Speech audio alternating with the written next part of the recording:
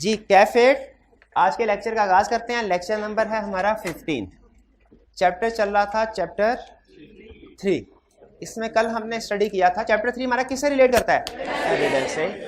इसमें दो चीजें डिस्कस हुई हैं, एक सफिशिएंट एप्रोप्रिएट ऑडिट एविडेंस और दूसरा ऑडिट प्रोसीजर्स। अच्छा, एविडेंस और प्रोसीजर ये दोनों एक ही चैप्टर में क्यों है भला? क्योंकि दोनों इंटरलिंक्ड है। प्रोसीजर परफॉर्म करने से ही एविडेंस मिलता है, प्रोसीजर परफॉर्म करने से ही एविडेंस मिलता है, और एविडेंस सफिशिएंट एंड एप्रोप्रिएट होगा तभी रीजनेबल एश्योरेंस मिलेगी। अगर एविडेंस सफिशिएंट या एप्रोप्रिएट नहीं है तो रीजनेबल एश्योरेंस नहीं मिल सकती। तो कल के लेक्चर में हमने ये स्टडी किया था कि एविडेंस क्या होता है, और हमने स्टडी किया था कि सफिशिएंट एंड एप्रोप्रिएट का क्या मतलब है। इसमें एग्जाम पॉइंट ऑफ व्यू से अहम क्या था? सफिशिएंसी के फैक्टर्स, वो आपको क्लियर है? एग्जाम पॉइंट ऑफ व्यू से और चीज अहम क्या थी? रिलायबिलिटी के पॉइंट्स, वो आपको क्लियर है? और एग्जाम पॉइंट ऑफ व्यू से क्या चीज अहम नहीं थी? जो वो थी रेलिवेंस। लेकिन relevance exam point of view से अहम नहीं है, लेकिन कंसेप्चुअली बहुत अहम है। आगे चल के हमने बहुत से कंसेप्ट इस रेलिवेंस के पॉइंट के ऊपर बेस कर रहे होंगे। ठीक है, इसमें 4 पॉइंट्स थे रेलिवेंस के।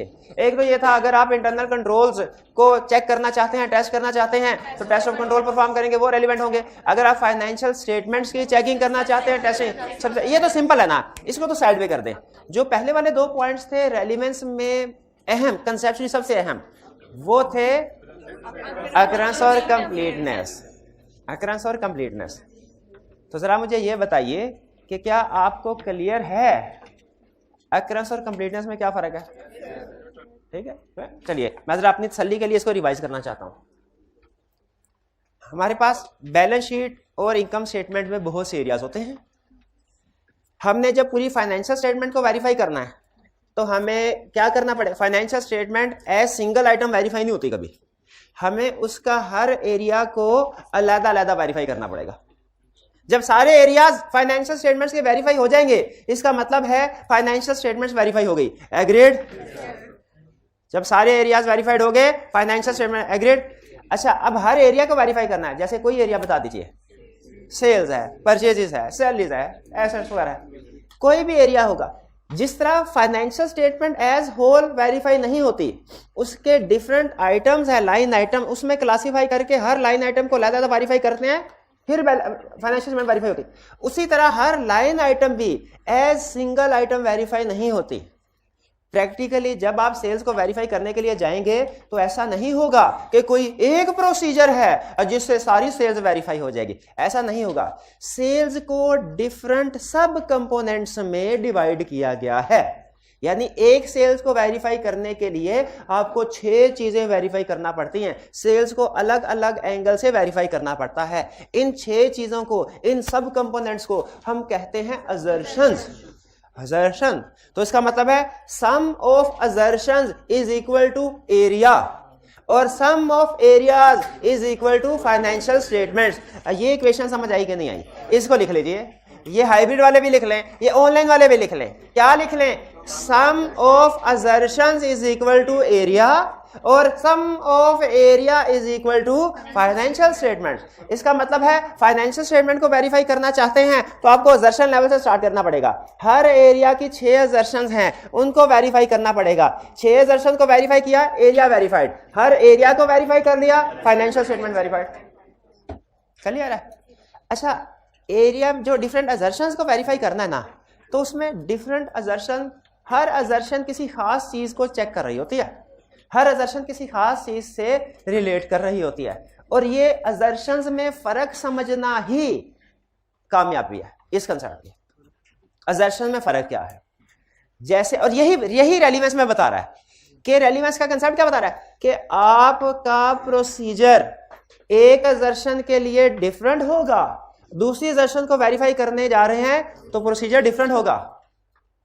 ठीक है, एक असर्शन आपको क्या करना, आपको जो प्रोसीजर परफॉर्म करना है वो असर्शन के साथ रेलिवेंट होना चाहिए। आपका रेलिवेंस में क्या सबक सिखा रहा है? रेलिवेंस में सारी बातें छोड़ दे, 4 बातें लिखी है ना, सारी बातें छोड़ दे, सिर्फ एक बात समझ ले, रेलिवेंस समझ आ जाएगा। क्या? कि आपने जो प्रोसीजर परफॉर्म करना है और जो असर्शंस हैं उनमें लॉजिकल कनेक्शन होना चाहिए। प्रोसीजर असर्शन से रेलिवेंट होना चाहिए, असर्शन प्रोसीजर से रेलिवेंट होना चाहिए। ये नहीं असर्शन को और वेरीफाई कर रहे हैं, प्रोसीजर की और परफॉर्म कर रहे हैं। इसी कंसेप्ट को उसने 2-3 एग्जांपल्स के साथ एक्सप्लेन किया हुआ है। एग्जांपल जो लिखी हुई है याद करना लाजमी नहीं है, समझना लाजमी है। जैसे एक एसेट्स के केस में, टेंजिबल एसेट्स के केस में एक असर्शन है एग्जिस्टेंस, एक है राइट्स एंड ऑब्लिगेशन। एग्जिस्टेंस का मतलब क्या है कि जो एसेट्स बैलेंस शीट में लिखे हुए हैं फिजिकली भी एग्जिस्ट होने चाहिए। राइट्स एंड ऑब्लिगेशन का मतलब क्या है, जो भी बैलेंस शीट में एसेट लायबिलिटी आ रही है क्लाइंट की होनी चाहिए, या क्लाइंट का राइट होना चाहिए लीगल, या क्लाइंट की लीगल ऑब्लिगेशन होनी चाहिए जो भी बैलेंस शीट में आइटम आ रही है। क्या हमें एसेट्स में एग्जिस्टेंस को चेक करना चाहिए कि राइट्स एंड ऑब्लिगेशन को? शाबाश, दोनों को। लेकिन दोनों के लिए प्रोसीजर डिफरेंट होंगे। अब आपने जो असर्शन है, जो मकसद है, आपका प्रोसीजर रेलिवेंस होनी चाहिए दोनों में। यही अहम कंसेप्ट है। जैसे अगर मैं एग्जिस्टेंस चेक करना चाहता हूं तो मैं क्या करूं? डॉक्यूमेंट चेक करूं? नहीं, फिजिकली चेक करूं। अगर मैं राइट्स एंड ऑब्लिगेशन चेक करना चाहता हूं, फिजिकली चेक करूं क्या? डॉक्यूमेंट चेक करूं।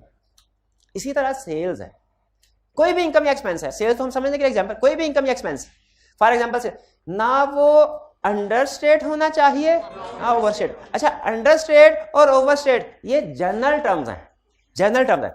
हमारे ऑडिट में हम अंडरस्टेटमेंट के लिए वर्ड यूज करते हैं कंप्लीटनेस, कि there should be no understatement is equal to there should be completeness. There should be no understatement is equal to there should be completeness. ये लिख लें तो बेहतर है। There should be no understatement is equal to there should be completeness, और there should be no overstatement is equal to there should be occurrence, यानी transaction वाकई occur हुए हो। ठीक है। अब मुझे बताइए, सेल्स को वेरीफाई कर रहे हैं, आपके सीनियर ने कहा सेल्स को वेरीफाई करो, आपने कहा सर हमने अपने ऑडिट में पढ़ा था रिस्क असेसमेंट करनी है, उसके बाद प्रोसीजर परफॉर्म करने हैं। नो डाउट सेल्स की 6 असर्शन है, हम 6 की 6 असर्शन को वेरीफाई करेंगे, मैं करूंगा। लेकिन मुझे यह बताइए सारी की सारी असर्शन पे एक जैसे प्रोसीजर परफॉर्म करूं, या जिस असर्शन पे रिस्क ज्यादा है, जहां पे रिस्क वहां पे ज्यादा प्रोसीजर, जहां पे कम रिस्क वहां पे कम प्रोसीजर ज्यादा। अच्छा, मुझे अब सोच के बताइए। अब मैं ना बेसिक कंसेप्ट को टेक्निकल में कन्वर्ट करने जा रहा हूं। आपके सीनियर, टेक्निकल लैंग्वेज यूज करूंगा, आपके सीनियर ने कहा भाई सुनो, सेल्स में ये रिस्क नहीं होता कि क्लाइंट ने सेल कम रिकॉर्ड की होगी, सेल्स में ये रिस्क होता है क्लाइंट ने सेल ज्यादा रिकॉर्ड की होगी। क्लाइंट ने सेल्स में रिस्क है ओवर स्टेटमेंट का। तो आप कौन सी असर्शन चेक करो? ओवर स्टेटमेंट का रिस्क है कौन सी है? हाँ, यानी चेक करो there should be no overstatement, यानी चेक करो देयर शुड बी अकरेंस। यानी अकरेंस का मतलब जो ट्रांजैक्शन रिकॉर्ड हुई हैं जेन्युइन है, जो ट्रांजैक्शन रिकॉर्ड हुई हैं एक्चुअली अकर हुई हैं, जो ट्रांजैक्शन रिकॉर्ड हुई हैं एक्चुअली अकर हुई हैं। भाई फर्क समझ आ रहा है? जो ट्रांजैक्शन रिकॉर्ड हुई हैं एक्चुअली अकर हुई है। अच्छा, ये कैसे पता चलेगा एक्चुअली अकर हुई है कि नहीं? सपोर्टिंग डॉक्यूमेंट से। यानी अगर हम देखना चाहते हैं कि जो भी ट्रांजैक्शंस रिकॉर्ड हुई हैं वो एक्चुअली अकर हुई, क्योंकि देखिए अगर ओवर स्टेटमेंट है तो इसका मतलब है सेल्स में ट्रांजैक्शन ज्यादा होंगे, गुड डिस्पैच नोट कम होंगे। गुड डिस्पैच नोट कम हो, तो हमने सैंपल कहां से उठाना है? सैंपल कहां से? टी काउंट से। और कंपेयर किसके साथ करना है? Good dispatch note. यानी समझ लीजिए कि पॉइंट बी से ए की तरफ आ रहे हैं, पॉइंट बी से ए की तरफ आ रहे हैं। अकरेंस के लिए बी से ए की तरफ सैंपल कहां से उठा रहे हैं? टी काउंट से। और फिर कंपेयर किससे करें? गुड डिस्पैच नोट के साथ। क्लियर? यह है अकरेंस। इसका मतलब मुझे ये बताइए, अगर कोई क्लाइंट ने फेक ट्रांजैक्शन रिकॉर्ड किए हैं, अगर कोई ऐसी सेल रिकॉर्ड की है जिसके गुड डिस्पैच नोट ही नहीं है, हवाई सेल है, वो आइडेंटिफाई हो जाएगी कि नहीं? बिल्कुल हो जाएगी। क्या ये रेलिवेंट प्रोसीजर है?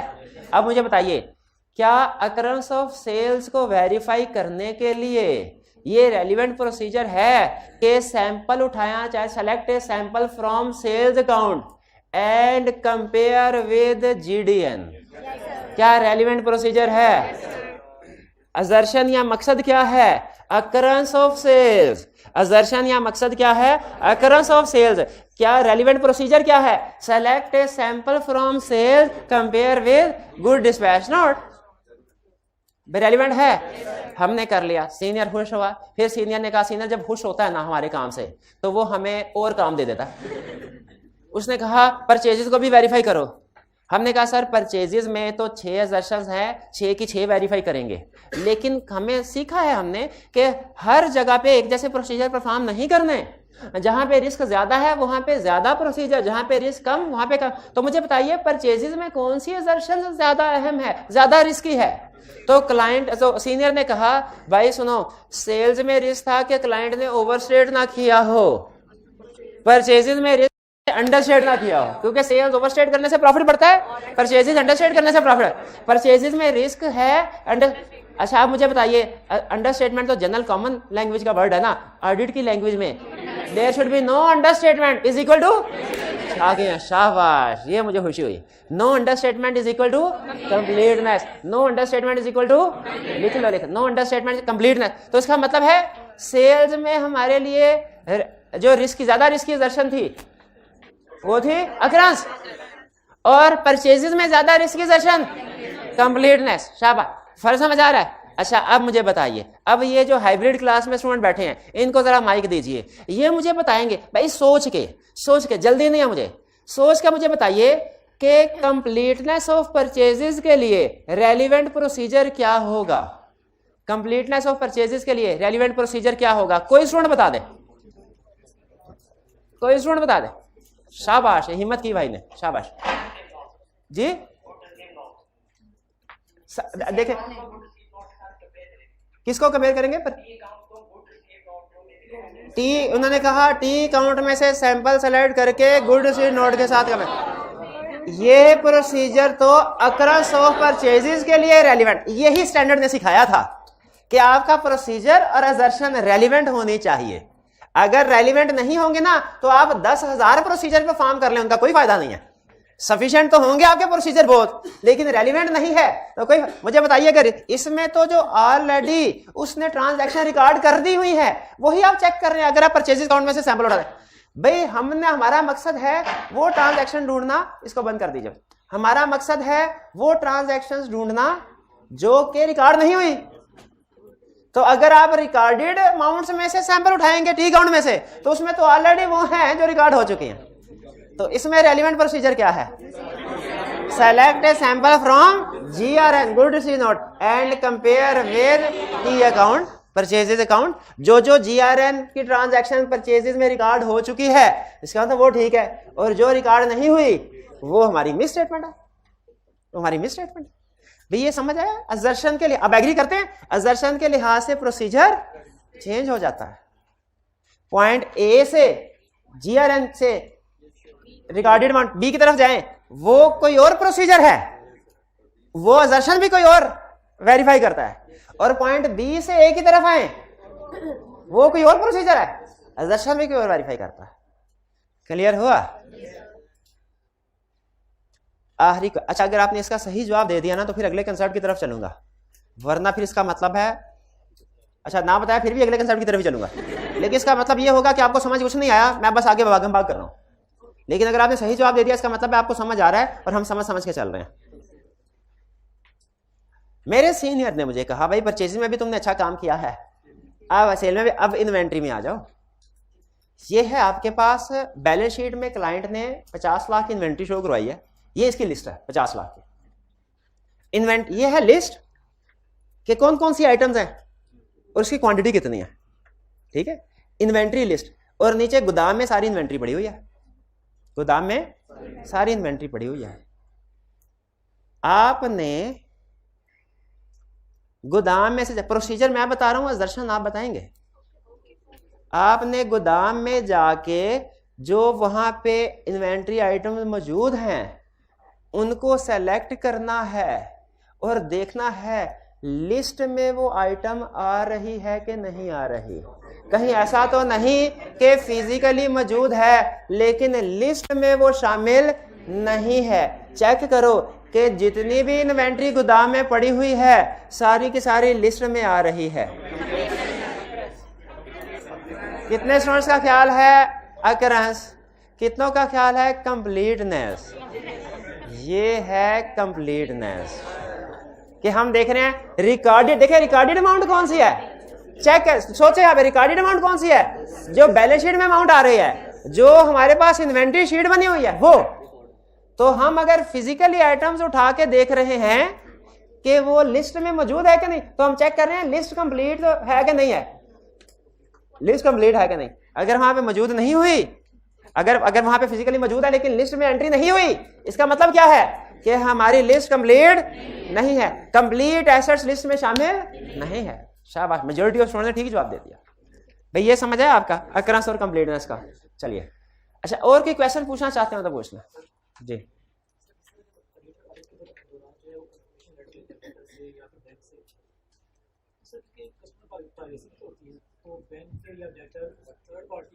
हाँ शाबाश शाबाश। इनका क्वेश्चन ये है कि सर आपने पढ़ाया कि ऑडिटर ऑडिट के दौरान में आउटसाइड द एंटिटी यानी थर्ड पार्टी से भी एविडेंस कलेक्ट करता है, जिसकी एक बड़ी एग्जांपल है कंफर्मेशन लेटर।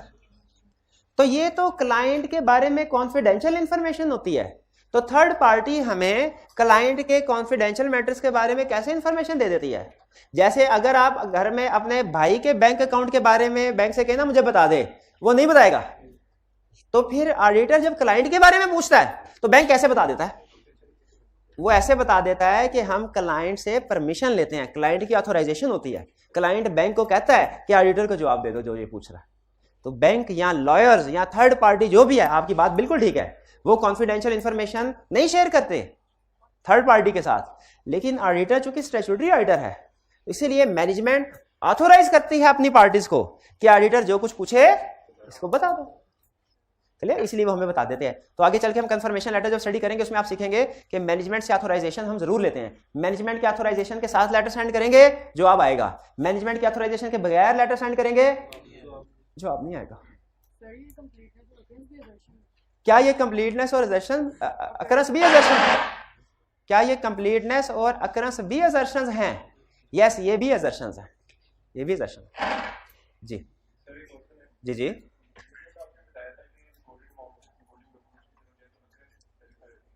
रिकॉर्डेड अमाउंट से स्पोर्टिंग डॉक्यूमेंट्स की तरफ जाएं, यानी टी अकाउंट से सैंपल उठा के स्पोर्टिंग रिकॉर्ड डॉक्यूमेंट्स की तरफ जाएं तो अकरेंस की असर्शन वेरीफाई होती है। बिल्कुल ऐसा ही है।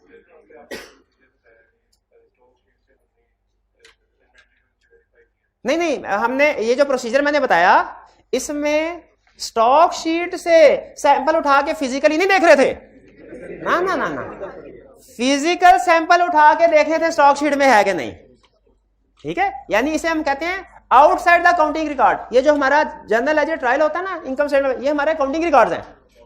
तो अगर आप टी काउंट्स यानी काउंटिंग रिकॉर्ड में से सैंपल उठाएं और देखें कि आउटसाइड द काउंटिंग रिकॉर्ड यानी स्पोर्टिंग डॉक्यूमेंट्स वगैरह मौजूद है कि नहीं, तो ये अकरेंस है। ये बात आपकी बिल्कुल ठीक है। रिकॉर्डेड अमाउंट से आउटसाइड डॉक्यूमेंट्स की तरफ जाना, काउंटिंग रिकॉर्ड से बाहर की डॉक्यूमेंट्स या चीजों की तरफ जाना, ये अकरेंस है। लेकिन अगर बाहर की चीजों से, काउंटिंग रिकॉर्ड से बाहर स्पोर्टिंग डॉक्यूमेंट्स है, वहां से सैंपल उठा के देखना रिकॉर्ड में एंट्री हुई है कि नहीं, ये कंप्लीटनेस है, ठीक है। आप जब कभी असर्शन में फर्क सीखे ना, कंप्लीटनेस की असर्शन पहले सीखें, ये समझना आसान है।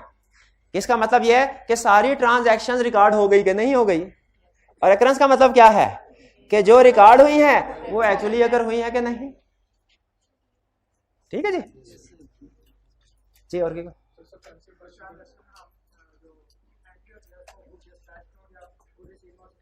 जी जी। अच्छा, उन्होंने कहा सर आप रिकॉर्डेड, आप दो काम कर रहे हैं, या तो आप रिकॉर्डेड अमाउंट में से सैंपल उठा के स्पोर्टिंग डॉक्यूमेंट्स की तरफ जा रहे हैं, या स्पोर्टिंग डॉक्यूमेंट से सैंपल उठा के रिकॉर्डेड अमाउंट टी अकाउंट की तरफ जा रहे हैं, ठीक है। तो ऐसा भी तो हो सकता है कि दोनों गलत हो, ऐसा भी तो हो सकता। हाँ, तो याद रखिए कि बिल्कुल ऐसा हो सकता है, लेकिन उसके लिए अभी मैंने आपको सिर्फ 2 असर्शन बताई हैं, अभी 4 असर्शन छुपाई हैं। तो अगर दोनों गलत है ना तो उनके लिए और भी असर्शंस हैं, वहां से फिर ये दोनों भी वेरीफाई हो जाते हैं।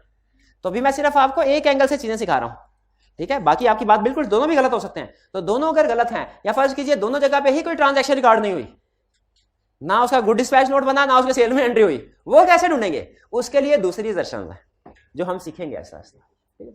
और क्या सर? और कोई क्वेश्चन नहीं? चलिए आज के फिर लेक्चर की तरफ। अच्छा, चैप्टर 2 में ना इस स्टूडेंट ने बताया कि एक दो चीजें रह गई हैं। एक तो वो जो टेबल था रीजनेबल एश्योरेंस वाला, उसमें नॉन एश्योरेंस सर्विसेज वाला एरिया रह गया था, ठीक है वो। और दूसरा इसके क्वेश्चंस डिस्कस नहीं हुए, ऐसे ही है। अच्छा क्वेश्चन हमारी कोशिश होगी आइंदा के जैसे जैसे लर्निंग ऑब्जेक्टिव कंप्लीट हो साथ साथ डिस्कस होते रहें। लेकिन सम टाइम ऐसा होता है कि कंसेप्ट जब कंटिन्यूएशन में चल रहे होते हैं ना तो हम ब्रेक नहीं लगाते, फिर हम कहते हैं स्टूडेंट को समझ आ रही है तो एक दफा समझा दें, फिर बाद में क्वेश्चन इकट्ठे डिस्कस कर लेंगे। तो मुझे फिर कल डिस्कस कर लें, ठीक है। आज तो चूंकि हम डिसाइड मैटर लिख चुके हैं, आज लेक्चर्स कर लेते हैं, कल तो परसों कर लेते हैं, कल कर लेते हैं, ठीक है जी। कल के लेक्चर में हम वो टेबल भी कर लेंगे, उसका जो नॉन इंश्योरेंस सर्विसेज वाला था, और चैप्टर 2 के सारे क्वेश्चंस भी करेंगे। लेकिन याद रखें क्वेश्चंस आप पहले खुद से ट्राई जरूर करें। ऐसे इक्का दुक्का क्वेश्चन में आपको प्रॉब्लम आएगी, सारे क्वेश्चन में प्रॉब्लम नहीं आएगी जी। अच्छा, आज हम चलते हैं नेक्स्ट लर्निंग ऑब्जेक्टिव। आज लर्निंग ऑब्जेक्टिव 1 वाले कर लें, कल वाले चले कर लेते हैं, ऐसे ही कर लेते हैं प्रोजेक्ट के बगैर। Question 1, briefly describe how an auditor evaluates the sufficiency of audit evidence. 4 marks के साथ क्या बताना है?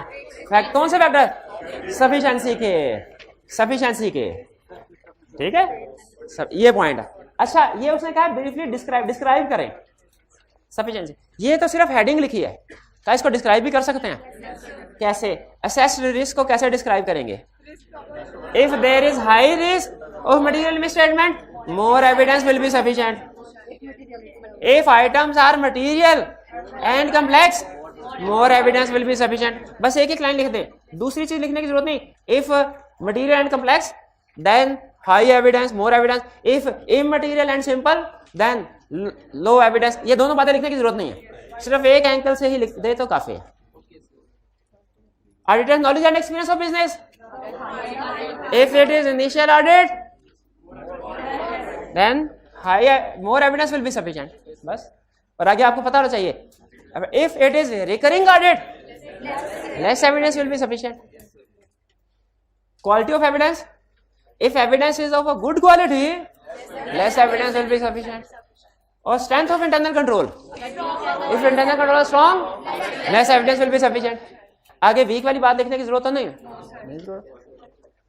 भाई, क्लियर? ये क्वेश्चन 1 समझ आ गया जी। अगर एक साल हमने ऑडिट किया, फिर अगले साल किसी और ने किया, फिर इनिशियल ऑडिट की डेफिनेशन ये है कि पिछला साल देखना है हमने, पिछले साल के साथ पिछले साल का ऑडिट क्या हमने किया, तो फिर ये इनिशियल ऑडिट है। और पिछले साल का ऑडिट क्या अगर हमने किया है तो ये रिकरिंग ऑडिट है। पिछले साल का ऑडिट नहीं किया तो इनिशियल ऑडिट है, और पिछले साल का ऑडिट किया है तो रिकरिंग ऑडिट है। आपको पता है इनिशियल ऑडिट में रिस्क हमारा प्रैक्टिकली ज्यादा होता है। क्यों? क्योंकि हमारे पास अंडरस्टैंडिंग लिमिटेड होती है क्लाइंट की। हाँ जी। अब आपसे पूछता हूं, एक टीचर है, सिर्फ समझाने के लिए, एक टीचर है जो पहली दफा सब्जेक्ट पढ़ा रहा है, और एक टीचर वो है जो दूसरी दफा पढ़ा रहा है। किसमें रिस्क ज्यादा है? पहली दफा वाले में। पहले तो सिलेबस समझते ही कौन सी चीजें शामिल है, इसमें 6 महीने गुजर जाता है, तो रिस्क ज्यादा है ना, लिमिटेड अंडरस्टैंडिंग है। गलतियां करता है तो इंसान सीखता है ना। अच्छा, पहुंच गए हैं आप, मेरे दिल में यही चल रहा था। सेकंड क्वेश्चन की तरफ आते हैं। State any 2 factors which the auditor should consider to ensure reliability of audit evidence. 2 factors. अच्छा, स्टेट कह रहा है, स्टेट का मतलब क्या है? एक्सप्लेनेशन नहीं चाहिए मेरे को, मुझे सिर्फ हेडिंग दे दो। तो रिलायबिलिटी ऑफ एविडेंस के क्या ऊपर बता दे, ठीक है। एग्जाम्पल लिखने की मेरे ख्याल में जरूरत नहीं है, लिखना चाहे तो लिख सकते हैं, लिखना चाहे तो लिख सकते हैं। मेरे ख्याल में एग्जाम्पल लिखिए ना लायबिलिटी के फैक्टर के साथ, लिख सकते हैं। तो आप कौन से फैक्टर्स लिखेंगे? कौन से फैक्टर्स? कंट्रोल स्ट्रॉन्ग, डॉक्यूमेंटेड होना चाहिए, डॉक्यूमेंटेड मोर reliable then, documentary evidence more reliable then original evidence. अच्छा, दो मिक्स का, ठीक है। तो ये ध्यान रखिएगा, documentary evidence more reliable than oral है, और direct evidence more reliable than indirect है, external more reliable than internal. बिल्कुल। क्वेश्चन 2 भी क्लियर हो गया। इसमें सबसे अहम लफ्ज क्या था भला? रिलायबिलिटी का। ऊपर वाले क्वेश्चन में सबसे अहम लफ्ज क्या था भला? सफिशिएंसी का। 3. Discuss the factors that influence citor's judgment as to what constitutes sufficient appropriate audit evidence. अच्छा, ये अगर आप देखें ना ऊपर वाले दोनों क्वेश्चन और तीसरा क्वेश्चन, तो इससे आपको एग्जामिनर का स्टाइल समझ में आ जाएगा कि वो कैसे पलटी मार चुके हैं आप। अच्छा, 10-12 साल पहले वो कैसे क्वेश्चन पूछता था, वो कैसे क्वेश्चन 10-12 साल पहले उससे एक बड़ा क्वेश्चन 7 नंबर के साथ पूछ लिया, 8 नंबर के साथ, 10 नंबर के साथ पूछ लिया। ठीक है, तो पहले होता यह था कि ज्यादा मार्क्स का क्वेश्चन होता था, एग्जाम में कम टॉपिक्स टेस्ट हुआ करते थे क्योंकि मार्क्स ज्यादा होते थे ना। अगर 7 नंबर का ये, इसका मतलब है टोटल 13 क्वेश्चन होंगे, टोटल 2008-9 में या उससे पहले टोटल 13 क्वेश्चन इसके आसपास होंगे। अब वो 2-2, 3-3, 4-4 नंबर के साथ क्वेश्चन पूछ रहा है, यानी अब इसका मतलब है कि तकरीबन 20, 25, 30 क्वेश्चन होते हैं आजकल के पेपर में। अब वो क्या करता है, वो उसे पता है कि जिसने एक टॉपिक याद किया वो सारी चीजें याद करता है। तो अब आई कैप की सोच ये है, बजाय ये कि मैं पूरा टॉपिक टेस्ट करूं, उस टॉपिक में जो सबसे मुश्किल चीज है वो 2 या 3 नंबर के साथ टेस्ट कर लेता हूं। अगर जिस बच्चे को वो आती हुई, इसका मतलब अंडरस्टूड है, बाकी का टॉपिक भी आता है, बाकी पूछने की क्या जरूरत है। देखें उसका स्टाइल। अब आप देखेंगे उसके जो मार्क्स, रिप्रोडक्शन के क्वेश्चन 2 काम कर रहा है, वो 2 काम कर रहा है। अगर आप जब हमारे जमाने में पेपर ऑडिट का होता था उसका आज के साथ कंपेयर करें, आपको 2 बड़े डिफरेंस नजर आएंगे। पहला, केस स्टडीज के ऊपर फोकस उसका ज्यादा हो गया। पहले केस स्टडी पेपर में 2 या 3 हुआ करते थे, अब वो case studies 8-10 case studies test कर लेता है। और दूसरा, रिप्रोडक्शन के क्वेश्चन पहले बड़े बड़े होते थे, अब रिप्रोडक्शन के क्वेश्चन वो 2-2, 3-3, 4-4, 2-2, 3-3, 4-4 नंबर के साथ पूछता है। तो ये फर्क ज़हन में आगे चल के भी आप देखेंगे कि जो लेटेस्ट क्वेश्चन है ना वो कम मार्क्स के साथ हैं और जो पुराने वाले क्वेश्चन हैं ज्यादा मार्क्स के साथ है। लेकिन बहरहाल प्रैक्टिस करके मैं भी कभी हमारी किस्मत अच्छी हो, ज्यादा मार्क्स के साथ भी क्वेश्चन पूछ ले कभी। तो फैक्टर है what consist sufficient appropriate audit evidence. मुझे बताइए, रेलेवेंस के पॉइंट लिखने के, रिलायबिलिटी के, सफिशिएंसी के या एप्रोप्रिएटनेस के, दोनों के। ठीक है, लेकिन 7 नंबर के साथ ये सारा थोड़ा ज्यादा है, तो इसको थोड़ा थोड़ा आपने ना कम करना है। अच्छा, कम करने का तरीका क्या होता है, सुने। कम कर, जब मटेरियल कम कर, ये एक जनरल रूल बता रहा हूं आपको, वैसे तो सारे सीए में काम आएगा लेकिन खास तौर पे ऑडिट में, जब मार्क्स कम हो, मटेरियल ज्यादा हो, तो आपने उसे कैसे एडजस्ट करना है। 2 तरीके हैं, एक में आप फेल होंगे, एक में पास होंगे। ये है पूरा कंसेप्ट। ये नजर आ रहा है, ये हाइब्रिड वाले भाई नजर आ रहा है आपको, नजर आ रहा है तो हाथ उठाइए जरा। ये है पूरा कंसेप्ट। ये है 10 नंबर का। आई कैप ने इस कंसेप्ट को पूछा 5 नंबर के साथ, 5 नंबर के साथ। जैसे ये है, फर्ज कीजिए ब्लैक किधर गया, ये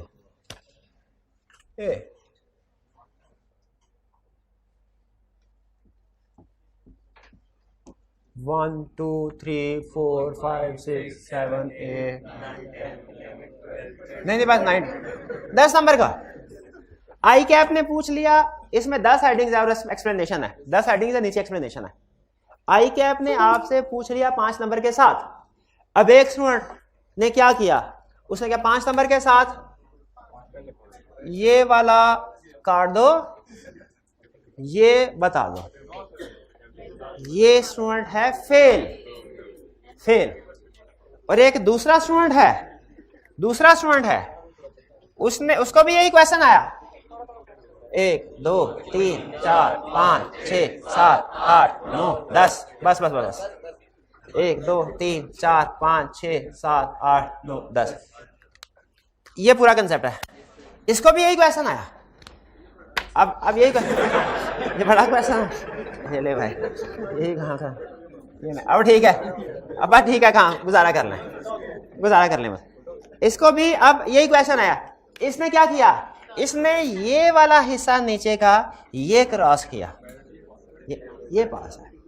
इसको कहते हैं कवरेज ज्यादा होनी चाहिए, डेप्थ चाहे कम हो। ये पास सीए के सारे पेपर, पीआरसी से लेके एमएसए तक का सूल बता रहा हूं।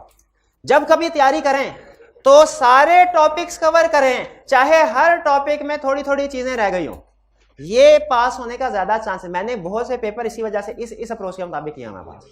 ये बात पक्की लिखी बड़ी बात है कि किसी का सिलेबस 100% कंप्लीट नहीं होता, नहीं। इवन जिसका सर्टिफिकेट, हमारा एक दोस्त था, उसका सीफैप लेवल गोल्ड मेडल आया, और वो कहता था मेरा पेपर तो बहुत अच्छा हुआ था लेकिन मुझे इतना भी यकीन नहीं था मैं पास हो जाऊंगा। पेपर अच्छा हुआ था, इतना भी यकीन नहीं था इसका और उसके भी कुछ ना कुछ क्वेश्चन जो थे वो गलत थे, उसके भी क्वेश्चन। तो ये जहन में रखिए कि आपने सांप कहते हैं? अच्छा पेपर नहीं, वो कहता था पेपर अच्छा हुआ है, ये कहता है। तो ये ज़हन में रखिएगा, बजाय ये कि आप सिलेबस में 10 टॉपिक है, 5 टॉपिक है इन्हें रगड़ दें बिल्कुल और 5 टॉपिक को बिल्कुल छोड़ दें, आप फारिग है। लेकिन 10 के 10 टॉपिक ये, लेकिन हर टॉपिक में कुछ ना कुछ कमी बेशी है, तो हर टॉपिक पे परफेक्ट बनने की कोशिश ना करें। रीजनेबल एश्योरेंस मिल गई, एब्सोल्यूट आगे चलना है। तो अब मुझे बताइए, इस क्वेश्चन में क्वेश्चन 3 है, 7 मार्क्स के साथ है, उसने सफिशिएंसी एप्रोप्रिएटनेस दोनों पूछा। तो मुझे बताइए, मेरा ख्याल है मैं सिर्फ सफिशिएंट को डिटेल में लिख देता हूं, सिर्फ एप्रोप्रिएटनेस को डिटेल में लिख देता हूं। अच्छा, सफिशिएंसी को लिखता हूं, एप्रोप्रिएटनेस में सिर्फ रिलायबिलिटी को लिखता हूं। सफिशिएंसी भी लिखना चाहिए, रेलेवेंस भी, रिलायबिलिटी भी। हाँ, हर एक 2 पॉइंट खाते जाए, हाँ, कम करते जाए, तो ये ज्यादा बेहतर। भाई जो समझाना चाहता था समझ आए। ये मैंने आपको क्वेश्चन तो बहाना था, लेकिन ये आपको तैयारी करने का पूरे सीएम असूल बताया है। हो सके दिल पसंद आए तो अमल करें, ना पसंद आए तो कोई मसला नहीं है, इग्नोर करें, मेरे को क्या टेंशन है। हाँ जी, अब तीनों क्वेश्चन हो गए। अब चलते हैं हम अपने नेक्स्ट कंसेप्ट की तरफ। नेक्स्ट कंसेप्ट की तरफ एसी बंद करवा दे, चलने दे।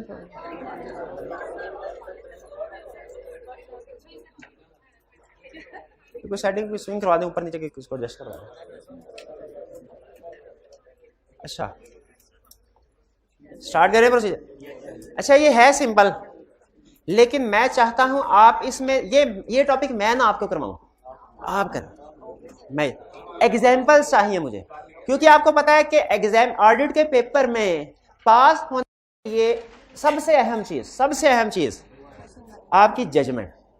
और जजमेंट किस चीज पे? आपको कोई भी सिचुएशन दे दी जाए, आप एज ऑडिटर बता सकें कि इसको आप वेरीफाई कैसे करेंगे, इसको आप वेरीफाई कैसे करेंगे। तो कैसे करें? कोई ना कोई प्रोसीजर परफॉर्म करके करेंगे। वो प्रोसीजर कितनी तरह के हो सकते हैं वो अब हम आपके साथ डिस्कस कर रहे हैं।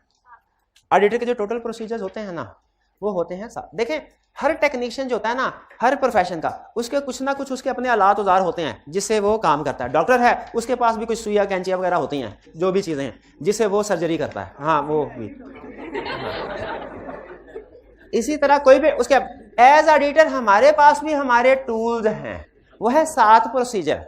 छोटे से छोटा क्लाइंट हो या बड़े से बड़ा क्लाइंट हो, हम यही 7 प्रोसीजर परफॉर्म करते हैं। सेल्स का एरिया हो या परचेज का, डेटर्स का हो कि क्रेडिटर्स का, रिपेयर का हो कि इक्विटी का, हम यही 7 प्रोसीजर परफॉर्म करते हैं। पाकिस्तान का क्लाइंट हो कि यूएसए का क्लाइंट हो, जर्मनी का ऑडिटर है या इंडिया का ऑडिटर है, पूरी दुनिया में हर कंपनी का ऑडिट करते हुए हर ऑडिटर यही 7 प्रोसीजर परफॉर्म करता है। इन 7 के अलावा प्रोसीजर कोई नहीं है। लेकिन ये procedure area to area different होते हैं, यानी किसी एरिया में हम कुछ और प्रोसीजर, उसी प्रोसीजर को किसी और तरीके से परफॉर्म करते हैं, दूसरे एरिया में किसी और तरीके से परफॉर्म करेंगे।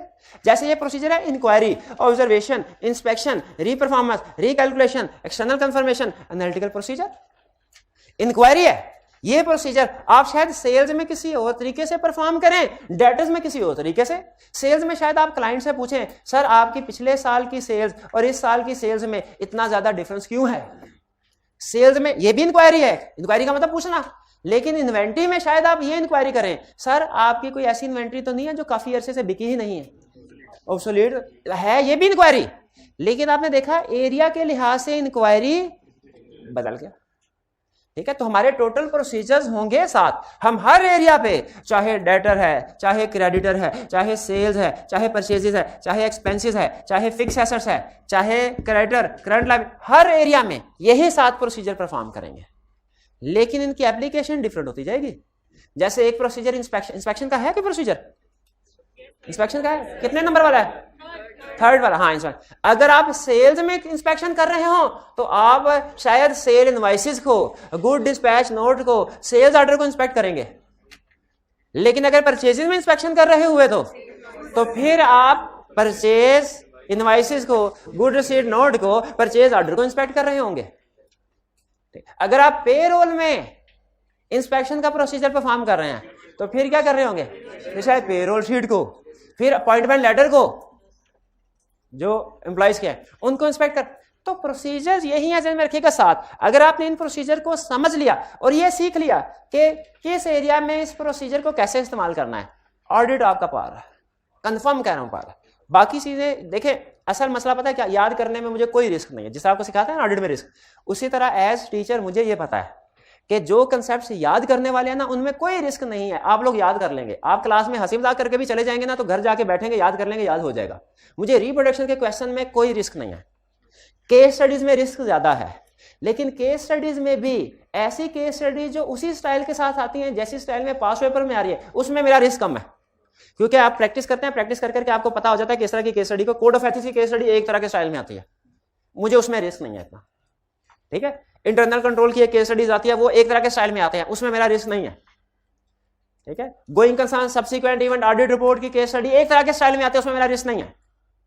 लेकिन ऑडिट प्रोसीजर की केस स्टडीज, इसमें मेरा रिस्क है।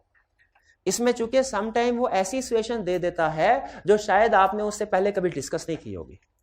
जिसने ये केस स्टडी सॉल्व कर ली ना, बाकी की केस स्टडी आप कर लेंगे। रटे वाला आप में से हर स्टूडेंट रटे वाला क्वेश्चन अटेम्प्ट कर लेगा। देखिए जो स्टूडेंट फेल होते हैं ना वो भी 0 पे फेल नहीं होते, और जो पास होते हैं वो भी 100 पे पास नहीं होते। ये फर्क होता है मेजोरिटी का। आपने मीन मीडियन मोड देखा होगा, उसकी एप्लीकेशन 40 और मेजोरिटी ऑफ द स्टूडेंट्स होते हैं ना, फेल होने वाले और पास होने वाले, ये 40 और 60 के दरमियान में होते हैं, ठीक है। फेल होने वालों का हमें पता होता है, पास होने वालों के नंबर का पता नहीं, लेकिन फिर भी जिस जो परफॉर्मेंस होती है, जो डिस्कशन होती है, उससे अंदाजा होता है 40 और 60 है।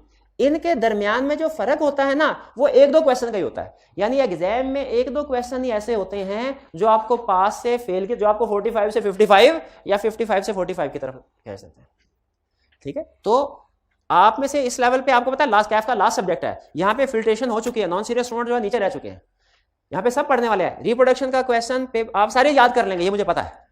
केस स्टडीज भी प्रैक्टिस कम करते हैं बहुत से स्टूडेंट, लेकिन टॉपिक सारे कवर कर लेते हैं। जो मसला आता है उन वाली केस स्टडीज में आता है जिनमें आपको जजमेंट अप्लाई करना पड़ता है, क्योंकि आपकी साइकी, आप अकाउंटेंट है ना, अकाउंटिंग ना आपकी क्रिएटिविटी को तबाह बर्बाद करके रख देती है। आप कहते हैं बस जो कुछ सीखा है अन्य वहां यही फिगर यही कैलकुलेशन एक ही तरह की, सोचना नहीं पड़ता, बस आपने जो सीखा हुआ है उसी को अप्लाई करते रहे, जो सीखा है उसी को अप्लाई करते रहे। लेकिन जो थ्योरेटिकल सब्जेक्ट्स होते हैं इनमें आपको जजमेंट भी अप्लाई करनी पड़ती है, थोड़ा सोचना भी पड़ता है कि जो सीखा है ऐसे ही नहीं, कंसेप्ट वही यूज होंगे लेकिन इनकी एप्लीकेशन डिफरेंट सिचुएशन में होती है। यही चीज आपको सिखाना। और पूरे ऑडिट में जो सबसे अहम चीज है ना, अगर आप मेरे से पूछे सबसे बड़ी वजह जो स्टूडेंट के फेल होने की आप मेरे से पूछे ना, वो ये है जजमेंट अप्लाई नहीं करते। अनसर्टन सिचुएशन, अनसीन सिचुएशन जैसी सामने आती है ना, ये नहीं सोचते कि ये क्वेश्चन नहीं किया, लेकिन जिस कंसेप्ट, जो कंसेप्ट में वो तो किया हुआ ना हमने, तो हम इसको अटेम्प्ट कर सकते हैं। ये वो कहते हैं क्या नहीं है, बस छोड़ दे इसको। तो ये जजमेंट में आप में क्रिएट करवाना चाहता हूं, ठीक है। मेरा पूरे सेशन में जो सबसे अहम ऑब्जेक्टिव है वो आप में जजमेंट क्रिएट करना कि अनसीन सिचुएशन सामने आए आप उसको हैंडल कर सकें। और ये कंसेप्ट उसके लिए बहुत अहम है। ये आपको प्रोसीजर के, क्योंकि प्रोसीजर बताने होंगे ना आपने अपनी जजमेंट की बेस पे, तो ये आपको एक्सप्लेन करेगा क्या क्या प्रोसीजर होते हैं और कैसे कैसे परफॉर्म करते हैं। टोटल ऑडिटर के कितने प्रोसीजर है? 7। Inquiry, observation, inspection, reperformance, recalculation, external confirmation, ठीक है। इंक्वायरी का मतलब, अच्छा अब आपने ना प्रोसीजर बताते हुए शर्माना नहीं है, चाहे प्रोसीजर जैसा मर्जी होगा बोगा हो, आपने बताना जरूर है। जिसका जितना ज्यादा बोंगा प्रोसीजर होगा मैं उसको उतनी ज्यादा शाबाश दूंगा कि भाई हिम्मत किया आपने। इंक्वायरी का मतलब क्या है? Seeking information, information. अच्छा अब यहाँ पे ये ध्यान में रखिए, इसको 10 मिनट में भी फुड़काया जा सकता है। मैं उस्ताद हूं, मुझे उस्ताद के पास बड़ी उस्तादियां होती हैं। 10 मिनट मैं नहीं फुड़का रहा, क्योंकि मैंने इसकी हेल्प से आगे एक बहुत बड़ा चैप्टर है उसको अभी कवर करवा रहा हूँ, समझे। और जजमेंट क्रिएट करने के लिए ये बेहतरीन मौका है। इसका अगर मैंने आपको रटा लगवा दिया ना, जजमेंट नहीं क्रिएट हो सकेगी। तो हो सकता है ये आज के लेक्चर में कंप्लीट ना हो, कोई मसला नहीं है, ठीक है। हमें अंडरस्टैंडिंग जजमेंट को। इंक्वायरी, इंक्वायरी का मतलब क्या? सीकिंग इंफॉर्मेशन, इंफॉर्मेशन हासिल करना। इंफॉर्मेशन कौन हासिल करता है? ऑडिटर। कहां से? मैनेजमेंट से, और कुछ दूसरे लोगों से भी कर सकता है, ठीक है। ये विद इन द ऑर्गेनाइजेशन भी इंफॉर्मेशन हासिल कर सकता है, आउटसाइड द ऑर्गेनाइजेशन भी। ये ओरल फॉर्म में भी इंफॉर्मेशन हो सकते हैं, नॉर्मली ओरल फॉर्म में होते हैं, नॉर्मली ओरल फॉर्म, लेकिन स्टैंडर्ड एक जगह पे लिखा है रिटर्न भी हो सकता है, ठीक है रिटर्न भी हो सकती है। बाजू का ऐसा होता है अखबार में भी कोई इंफॉर्मेशन आ जाती है, और अखबार में खबर आ जाती है ना क्लाइंट के बारे में, ठीक है। हमारे एक क्लाइंट था, ड्यूरिंग द ईयर उसके गोदाम में आग लग गई थी। अब हम पूरा क्लाइंट जो हमारा है उसके पूरे साल के अखबार थोड़ी पढ़ते थे, हमें पता नहीं। पार्टनर्स इंफॉर्मेशन रखते हैं कि जो क्लाइंट जिनका उन्होंने 1 साल के बाद ऑडिट करने जाना है, साल के दौरान में सिग्निफिकेंट इवेंट क्या हुआ है। हमारे पार्टनर को पता था गोदाम में आग लगी, हमें नहीं पता था। जब प्रोसीजर सारे परफॉर्म कर लिए, रिव्यू स्टेज आई, पार्टनर ने कहा इंश्योरेंस वालों से कितने पैसे मिले। अब मैं जो इन्वेंट्री वाला था, मैंने तो एज ऑन इन्वेंट्री की हुई थी, मेरी बुला जाने इंश्योरेंस वालों का चक्कर। मैंने कहा इंश्योरेंस का क्या चक्कर है? मैंने कहा भाई आपको पता नहीं आग लगी थी इनके। मैंने कहा सर ये रेंट पे तो कोई आग नहीं लगी थी। मैं कहा नहीं ड्यूरिंग ईयर तो आग लगी थी। तो इंफॉर्मेशन हासिल करना, जो ऑडिटर होता है ना, वो इंफॉर्मेशन, वो कहता है हर जहां से भी मुझे अपने क्लाइंट के बारे में इंफॉर्मेशन हासिल हो सके ना, मैं हासिल कर लूं। वो इनसाइड द ऑर्गेनाइजेशन भी हो सकती है, आउटसाइड, वो रिटन फॉर्म में भी हो सकती है, ओरल भी हो सकती है। लेकिन वो ये कहता है कि इंक्वायरी करो, इंक्वायरी से एविडेंस हासिल करो, लेकिन सिर्फ इंक्वायरी सफिशिएंट एप्रोप्रिएट एविडेंस नहीं है। आप सिर्फ इंक्वायरी करके ये नहीं कह सकते सारा एविडेंस ले लिया, सारा एविडेंस ले लिया। जैसे मुझे ये बताइए, कोई एरिया बताएं, बैलेंस शीट का इनकम स्टेटमेंट आपकी मर्जी है, फिक्स एसेट बताइए, आप क्लाइंट से क्या इंक्वायरी करेंगे फिक्स एसेट में? क्लाइंट से क्या इंक्वायरी करें जी? क्या आपके एसेट फिजिकली एग्जिस्ट करते हैं कि नहीं करते? वो कहेगा करते हैं। तो अच्छा मुझे बताइए, अगर उसने कह दिया करते हैं, तो आपने कहा शुक्र है, अब मुझे फिजिकल वेरिफिकेशन नहीं करनी पड़ेगी, ऐसा कर सकते हैं? यही कह रहे हैं, कह रहे हैं इंक्वायरी एविडेंस जरूर है, लेकिन सफिशिएंट एप्रोप्रिएट एविडेंस नहीं है। आपको इंक्वायरी के साथ दूसरे प्रोसीजर भी परफॉर्म करना पड़ेंगे। फिर कह रहा है reliability is affected by integrity and consistency, यानी इंक्वायरी से जिस बंदे ने आपको इंक्वायरी का जवाब दिया ना, देखें वो सच्चा है कि झूठा है।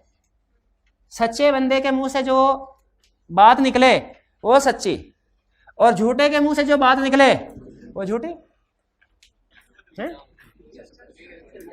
अगर पास्ट में उसने आपके साथ 3-4 झूठ बोले हुए हैं, सेल्स में पूछा झूठ बोला, डेटा में पूछा झूठ बोला, अब फिक्स एसेट में आप पूछ रहे हैं, अब आपको नहीं पता झूठ बोल रहा है कि सच बोल रहा है, रिलायबिलिटी कम होगी कि नहीं होगी? यही से कहा है reliability of this evidence is the fact, integrity, जो बंदा आपको जवाब दे रहा है उसकी इंटेग्रिटी क्या है, एंड कंसिस्टेंसी, कि वो दूसरे एविडेंस के साथ कंसिस्टेंट है कि नहीं। आपको मैं कही था 3-4 दफा एग्जांपल दी है, सीएफओ ने कहा हमारे खिलाफ कोई केस नहीं है, जबकि लॉयर ने क्या कहा, हमारे खिलाफ केस है। ठीक है, तो ये ऑनलाइन वाला स्टूडेंट बताया जो देख रहा है, जो ये एग्जांपल थी, सीएफओ ने कुछ और कहा और लॉयर ने कुछ और, इसको हमने क्या नाम दिया था, ये क्या होता है? ये होती है इनकंसिस्टेंसी, ये होता है डिसएग्रीमेंट, डिसएग्रीमेंट, ये होती है एक्सेप्शन, एक्सेप्शन, इनकंसिस्टेंसी, डिसएग्रीमेंट। तो मुझे बताइए, अगर एक का जवाब दूसरे से, तो रिलायबिलिटी मशकूक हो जाएगी क्या नहीं हो जाएगी?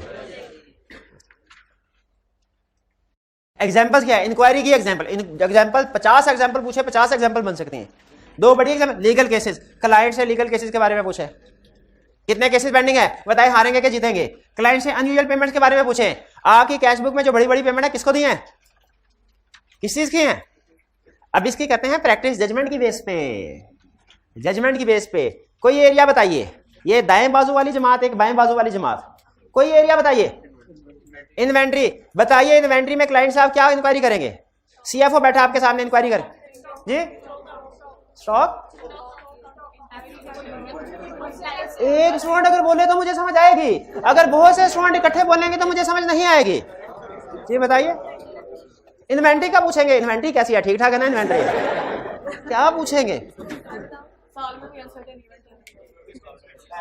इन्वेंट्री ना ना ना ना, कोई नहीं, यही जजमेंट है, यही चीज प्रैक्टिस करवानी है, यही चीज यहाँ पे आपकी आके सोच रुक रही है, ये जो बैरियर है ना यही पार करवाना है।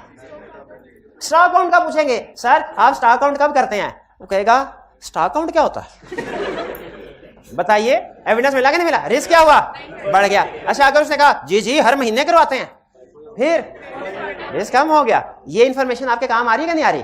शाबाश। अब आप बताइए कोई एरिया, फाइनेंशियल स्टेटमेंट क्या है, बैलेंस शीट, फिक्स एसेट्स में, फिक्स एसेट में, जी मेरे भाई बताइए क्या इंक्वायरी करेंगे सीएफओ से फिक्स एसेट में? पढ़े हुए कि नहीं पढ़े हुए? सीएफओ कहेगा सर ये तो आपने काम खुद करना है, मेरे से तो इंक्वायरी करें, जो करनी है आपने, ये इंक्वायरी थोड़ी है, ये तो आपकी इंस्पेक्शन हो गई ना, जाके देख रहे हैं। इंक्वायरी का मतलब क्या है? मैं ये नहीं कह रहा कि फिक्स एसेट में कोई भी प्रोसीजर बताओ, ये नहीं कह रहा, मैं क्या पूछ रहा हूँ, फिक्स एसेट का एसेट बताइए, इंक्वायरी क्या करेंगे सीएफओ से? नहीं एक मिनट उनको बोलने दें, कब परचेज किया, कौन सा एसेट सर, कौन सा एसेट पूछना है, कब परचेज किया हमने? अच्छा जो नया प्लांट है सर ये हमने 30 जनवरी को बाय किया है, अब आगे इंक्वायरी करें। हाँ हाँ ये मैं एक्सपेक्ट कर रहा था। इस पे डेप्रिसिएशन आपने कब से? और सर डेप्रिसिएशन तो पूरे साल की चार्ज करनी होती है, मैंने पढ़ा था IAS 4 में लिखा हुआ है कि पूरे साल की डेप्रिसिएशन। हमारे जमाने में तो IAS 4 होता था, अब सीएफओ ये कह रहा है हमारे जमाने में तो IAS 4 होता था। रिस्क बढ़ गया कि नहीं बढ़ गया? रिस्क बढ़ गया कि नहीं? बिल्कुल बढ़े। एक तो मिस स्टेटमेंट भी है और सीएफओ की कॉम्पिटेंस भी डाउटफुल हो गई। सीएफओ की कमिटेंस मिल रहा है, ये इंक्वायरी का फायदा। अब खुद बताइए इंक्वायरी से एविडेंस मिल रहा है कि नहीं मिल रहे? शाबाश, और बताइए, शाबाश, आप बताइए कोई एरिया बता दें। यूटिलिटी बिल्स, यूटिलिटी बिल्स में इंक्वायरी क्या करेंगे? यूटिलिटी बिल्स देखेंगे। ये जो यूटिलिटी बिल्स देखेंगे ना, ये इंक्वायरी नहीं है। हाँ बताइए जी, यूटिलिटी बिल पूछेंगे कितने आए हैं, वो कहेगा सर 11 बिल आए हैं 31 दिसंबर तक, 11 बिल रिकॉर्ड किए हैं, एक्स्ट्रा 12 वो तो जनवरी में बिल आया है, उसको दिसंबर में क्रू करना था। ओह सॉरी सर, बोल गया, अभी रिकॉर्ड करते हैं। ये है इंक्वायरी। इंक्वायरी से आपको क्लाइंट के बारे में, उसके बिजनेस के बारे में इंफॉर्मेशन मिलती है, और इससे कुछ ना कुछ आप रिस्क असेसमेंट लगा रहे होते हैं, कुछ ना कुछ एविडेंस आपको मिल रहा होता है। इंक्वायरी क्लियर हो गया? चलिए, इसके बाद है ऑब्जर्वेशन। ऑब्जर्वेशन का मतलब क्या होता है? देख रहा, आंखों से देख रहा, ऑब्जर्व करना, ठीक है। आपको बताया था ना कि क्या था? कानों सुनी बात आंखों देखी जैसी नहीं होती। कानों सुनी बात आंखों देखी जैसी नहीं होती। इसका मतलब है ऑब्जर्वेशन ज्यादा रिलायबल है इंक्वायरी की निस्बत। ऑब्जर्वेशन का मतलब क्या है? किसी ऑन गोइंग प्रोसीजर को, क्लाइंट कोई काम कर रहा है, अच्छा ऑब्जर्वेशन का मतलब है हमने कोई काम नहीं करना, क्लाइंट कोई काम कर रहा है, हमने उसको देखना है सही काम हो रहा है कि नहीं। काम क्लाइंट कर रहा होगा, हम देख रहे हैं सही काम हो रहा है कि नहीं। Look at on going procedure जो क्लाइंट कर रहा है, ठीक है। अच्छा, इंक्वायरी में मसला है reliability is affected by integrity and consistency, ये बता दिया आपको। ऑब्जर्वेशन में भी मसला है क्या? प्रिंसिपल साहब देखना चाहते हैं मैं सही पढ़ा रहा हूं कि नहीं पढ़ा रहा। ऐसा तो नहीं क्लास में आ गया, गपशप लगाई उसके बाद और फिर निकल गया। प्रिंसिपल साहब क्लास में आके बैठ गए उधर। अच्छा, मुझसे नहीं पूछ रहे कि सिलेबस सही हो चल रहा है ना, टेस्ट वगैरह करवा रहे हैं आप, ये मुझसे नहीं पूछ रहे, बल्कि क्या किया, क्लास में खुद आके बैठ गए। ये क्या है? हमारी क्लास चल रही है और वो देख रहे हैं हमारी क्लास कैसी चल रही है। बताइए, ये ऑब्जर्वेशन उनको कोई एविडेंस प्रोवाइड करेगी हमारी क्लास के बारे में? यस, ये है ऑब्जर्वेशन। लेकिन मैं पहले ऐसे पढ़ा रहा था जैसे ये reliability at time of observation के लिए लिमिटेड है। जैसे जब आप देख रहे होंगे उस वक्त के बारे में तो आपको पता चल रहा है प्रोसेस कैसा चल रहा है, उससे पहले कैसे पता चल रहा है प्रोसेस कैसे चलता रहा, आपको पता नहीं है। मुझे खुद बताइए, जब मुझे पता चलेगा प्रिंसिपल साहब क्लास में आ गए हैं और मुझे देख रहे हैं, मैं अलर्ट हो जाऊंगा कि नहीं? बिल्कुल अलर्ट हो जाऊंगा, ठीक है। नमाज पढ़ के मस्जिद से बाहर आए तो बाज़ औक़ात गलती से किसी और की जूती हमारे पैरों में फिट हो जाती है, लेकिन अगर वहां पे ये लिखा हो कि कैमरे की आंख आपको देख रही है, ऑब्जर्वेशन हो रही है, तो फिर अलर्ट हो जाता है ना। तो इसी तरह जब मैनेजमेंट को पता बाज़ औक़ात पता है क्या होता है, क्लाइंट कोई एक्टिविटी कर रहा है ना तो वो बड़ी फारिग एक्टिविटी परफॉर्म कर रहा होता है, लेकिन जब उसे पता चले ऑडिटर देख रहा है वो अलर्ट हो जाता है। ऑब्जर्वेशन में यही मसला है। ऑब्जर्वेशन में अच्छी बात क्या है कि इंक्वायरी से ज्यादा पावरफुल प्रोसीजर है ये, आप खुद जाके देखते हैं सही काम हो रहा है कि नहीं। लेकिन इसमें मसला क्या है, ये आपको एट टाइम ऑफ ऑब्जर्वेशन के बारे में तो एविडेंस दे देता है कि उससे पहले क्या होता रहा है, ठीक है। आपने जैसे inventory count, client inventory count कर रहा है, अच्छा अगर हम खुद भी क्लाइंट के साथ इन्वेंट्री काउंट करना शुरू कर देंगे ना तो ये इंस्पेक्शन हो जाता है। इंस्पेक्शन दो तरह से होता है, एक डॉक्यूमेंट्स की इंस्पेक्शन, एक टेंजिबल एसेट्स की इंस्पेक्शन। अगर हम खुद से काम करना शुरू कर देंगे ये इंस्पेक्शन, लेकिन हम खुद से काम नहीं कर रहे, क्लाइंट कर रहा है, हम सिर्फ ऑब्जर्व कर रहे हैं। हाँ भाई, ये भाई स्टॉक काउंट कर रहा है, लेकिन जो स्टॉक काउंट कर रहा है ना उसके ऊपर निशान नहीं लगा रहा कि इसने काउंट कर लिया है। इसमें रिस्क है डबल काउंटिंग का। हो सकता है 4 लोग काम कर रहे हैं, ये काउंट कर ले, दूसरा बंदा आके दोबारा इसको काउंट कर ले, ये सही काम नहीं हो रहा, ये ऑब्जर्वेशन। ये दूसरा बंदा है, ये इसे स्टॉक काउंट किया है, लेकिन इसमें कुछ टूटी चीजें थी, इसने टूटी हुई चीजों को लदा नहीं किया, सिर्फ गिन के आगे चला गया। इसका मतलब है कुछ स्टॉक ऑब्सोलीट है और क्लाइंट ने इसको लदा से आइडेंटिफाई नहीं किया हुआ, ठीक है। और ये स्टॉक काउंट भी हो रहा है, साथ में सेल परचेज भी हो रही है, दुकान खुली हुई है। तो इसका मतलब ये है, हो सकता है कि कोई ऐसा स्टॉक जो 31 नंबर पे था लेकिन वो हो सकता है बेच दें और वो काउंट ना हो सके, या बाद वाली जो परचेजेस है वो शामिल हो जाए। जब स्टॉक काउंट हो रही हो ना तब सेल परचेज बंद कर देनी चाहिए। मुझे बताइए, ऑब्जर्वेशन में जब मैं ये चीजें देख रहा हूँ, मुझे इन्वेंट्री के बारे में ज्यादा से ज्यादा इंफॉर्मेशन आ रही होगी कि नहीं आ रही होगी? बिल्कुल, ये है इन्वेंट्री। ऑब्जर्वेशन, ऑब्जर्वेशन से हमें इंक्वायरी से ज्यादा एविडेंस मिलता है। ऑब्जर्वेशन एक हम करते हैं कैश काउंट में, सॉरी इन्वेंट्री काउंट में, फिर कैश रिसीविंग में, कि कैश रिसीविंग पे सेग्रीगेशन ऑफ ड्यूटीज है कि नहीं है। ये सेग्रीगेशन ऑफ ड्यूटी सुना सुना नाम लग रहा है। सेपरेशन ऑफ ड्यूटी, एक ट्रांजैक्शन को सब डिवाइड कर देना एक से ज्यादा हिस्सों में। अच्छा मुझे ये बताइए, पहला केस जो कैश रिसीव कर रहा है वही रिकॉर्ड कर रहा है, सेग्रीगेटेड ड्यूटीज है कि नहीं है? नहीं है, रिस्क ज्यादा है। और अगर रिसीव करने वाला, कैश रिसीव करने वाला बंदा अलग है, रिकॉर्ड करने वाला अलग, सेग्रीगेशन ऑफ ड्यूटीज है। ठीक है। अच्छा हमने जाके देखा दो लोग इकट्ठे बैठे, सेग्रीगेटेड ड्यूटीज थी, दो लोग इकट्ठे बैठे हुए थे और एक रिसीविंग कर रहा था, एक रिकॉर्डिंग कर रहा था। हमने कहा सेग्रीगेटेड ड्यूटीज है, कंट्रोल बहुत स्ट्रांग है। जैसे ही हम ऑब्जर्वेशन करके वापस गए, उन्होंने कहा चलो भाई जाओ, तुम्हें आर्जी तौर पे बुलाया था, जाओ जाके अपना काम करो। अब एक ही बंदा कर रहा है, पॉसिबल है कि नहीं? इसीलिए उसने कहा कि ऑब्जर्वेशन की रिलायबिलिटी लिमिटेड है टाइम ऑफ ऑब्जर्वेशन तक।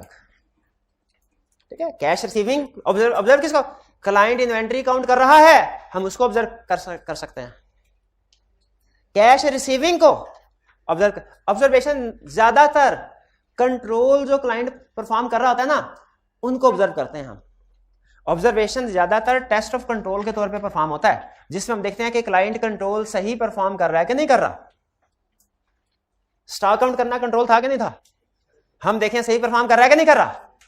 कैश रिसीविंग पे सेग्रीगेशन ड्यूटीज होना कंट्रोल था कि नहीं था? हम ऑब्जर्व करके चेक कर रहे हैं टेस्ट ऑफ कंट्रोल कि सही कर रहा है कि नहीं।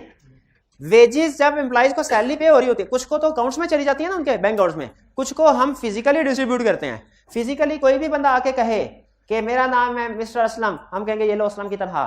वो आके कहेगा मेरा नाम है बशीर, ये लो बशीर की तनख्वाह। मेरा नाम है चीमा, ये लो चीमा की तनख्वाह। ऐसे करेंगे कि पेमेंट करने से पहले कंफर्म करना चाहिए ऑथेंटिक पर्सन रिसीव कर रहा है कि नहीं, आइडेंटिटी कंफर्म करनी चाहिए। क्या ये अच्छा कंट्रोल है? आइडेंटिटी कंफर्म कैसे होती है? कोई ना कोई एम्प्लॉय कार्ड होता है। अच्छा हम जाके जिस दिन पे रोल डिस्ट्रीब्यूट हो रही थी, हम उस डिस्ट्रीब्यूशन डिपार्टमेंट में जाके बैठकर हम देख रहे हैं क्या देख रहे हैं वाला कि पेमेंट करने से पहले सैलरी की वो आइडेंटिटी चेक कर रहा है कि नहीं कर रहा। ये ऑब्जर्वेशन है। अगर कर रहा है तो उसका मतलब है कंट्रोल स्ट्रांग है, अगर नहीं कर रहा तो तो इंक्वायरी का मतलब क्या? पूछना। ऑब्जर्वेशन का मतलब क्या? देखना। ज्यादा बेहतर क्या दोनों में? ऑब्जर्वेशन। लेकिन बहरहाल इसका भी कुछ प्लस माइनस है, इसका भी प्लस माइनस है, इसमें भी लिमिटेशन है कुछ, इसमें भी लिमिटेशन। जी जी शाबाश, ये बात मैंने बाद में बतानी थी लेकिन उन्होंने बड़े अच्छे थे। उन्होंने कहा सर आपने ये जो लिमिटेशन बता रहे हैं ना, reliability limited at time of observation, मेरे पास इसका इलाज है। मैंने कहा क्या? उन्होंने कहा sir observation at time of observation के लिए इफेक्टिव प्रोसीजर है, पिछले 11 महीने है। ये नहीं ऑब्जर्वेशन से पता चलता, लेकिन ये इंक्वायरी से पता चल सकता है। मैंने कहा बिल्कुल ठीक, इंक्वायरी से पता चल सकता है। और अगर आप थोड़ा सा 5 मिनट के बाद बताते तो आपको पता चलता कि ये प्रैक्टिकली हम इंक्वायरी से कम इंस्पेक्शन से ज्यादा चेक करते हैं कि पिछले 11 महीनों में क्या होता रहा है।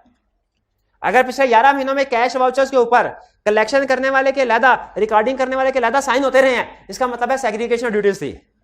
लेकिन अगर वाउचर के ऊपर एक ही बंदे के साइन है तो इसका मतलब सेग्रीगेशन ड्यूटीज। तो बिल्कुल आपकी बात ठीक है कि देखें, इसीलिए तो 7 प्रोसीजर इजाद हुए हैं, क्योंकि कोई भी प्रोसीजर परफेक्ट नहीं है। हर प्रोसीजर में कोई ना कोई कमी है, तो उस कमी को दूर करने के लिए दूसरा प्रोसीजर। ये 7 प्रोसीजर ना हिस्ट्री में बड़ी रिसर्च के बाद ये सामने आए हैं प्रोसीजर, और ये वो प्रोसीजर है जो आपको हर सिचुएशन में हेल्प कर देते हैं, हर सिचुएशन में काम आ जाते हैं। दुनिया में कोई 8वां प्रोसीजर नहीं है, और दुनिया में कोई ऐसी ऑडिट की सिचुएशन नहीं है, ऐसा केस नहीं है जो इन 7 प्रोसीजर से हल ना होता हो। हल इंक्वायरी क्लियर हो गया, ऑब्जर्वेशन क्लियर हो गया।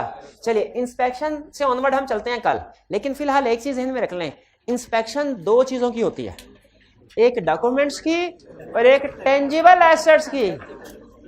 टेंजिबल पता है किसको कहते हैं? जैसे गुडविल, गुडविल इनटेंजिबल है, जैसे एसी, जैसे फर्नीचर।